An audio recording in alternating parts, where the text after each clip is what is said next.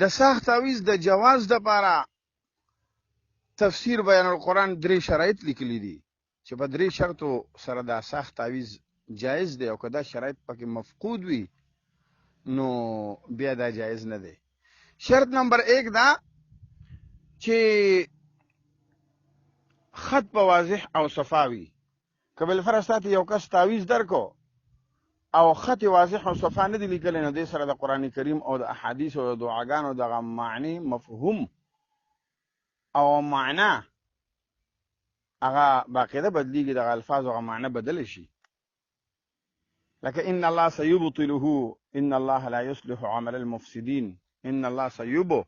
کله با په داسې دین هغه یاره لا یا پاره نو الریډي معنا بدل شو. نو شرط نمبر 1 دا دی چې قبل فرض سړی په یو تعویض کې د نظر بد د توړ د پاره یا د سحر جادو د ختمولو د پاره یا د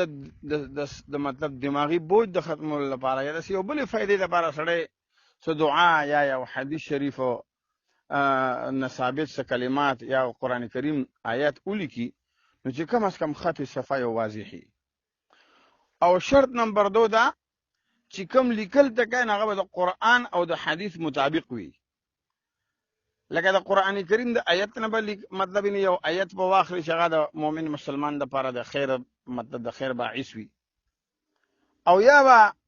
د حدیث شریف نه سداسي الفاظ واخلي چې پیغمبر علیه الصلاۃ والسلام نه ثابت وي، نو یعنی د قرآن او د حدیث مطابق الفاظ نو الوه جایزي.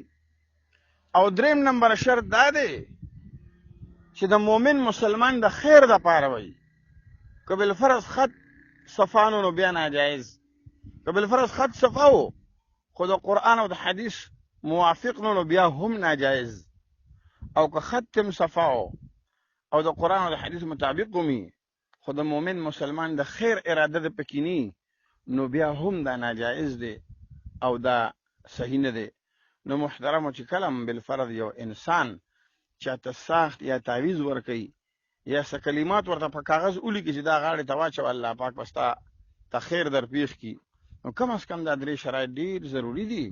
چې کم سړی لیکل کوي چې خط واضح. اکثر کستا سو خیر دا عامل چې لیکل کوي دا خط دا شولي راولي دا الفاظ ولا مات را مات کی، نو دا خو بی ادبی ده د قرآن کریم د آیات یا د احادیث دغه دعاګانو د ادعیه او منقوله دغه بی ادبی کیږي. او یا دا چې بعض عاملین لیکل کوي خو د قرآن او د حدیث نه ثابت ني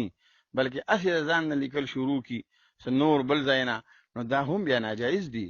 او دا رنګ هغه لیکل چې د مؤمن مسلمان د خیر اراده پکینی نو بیا هم دا ناجایز دي. الله دې منګه تاسو ته د قرآن او د حدیث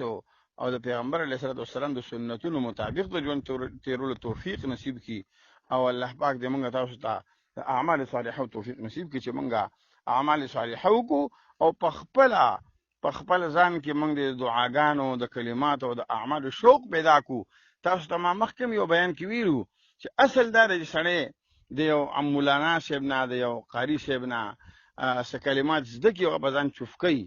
او هغه په خپل ځان لوي دا د ټولو نه بهترین طریقه ده. لکه مثلا سړی آیت الکرسی وایي په ځان چوف کی، یا داسې نور کلمات وایي د نظر بد د توړ د پاره د داسې نور بد اثراتو د توړ د پاره سړی ځان باندې چوف کی. اصل خبره دا ده. خو کو بالفرض یو سړی نشي ویلې او دغه د ویلو نه قاصر لکه مثلا نابالغ ماشوم وړوکی چې هغه کلمات نشي ویلې،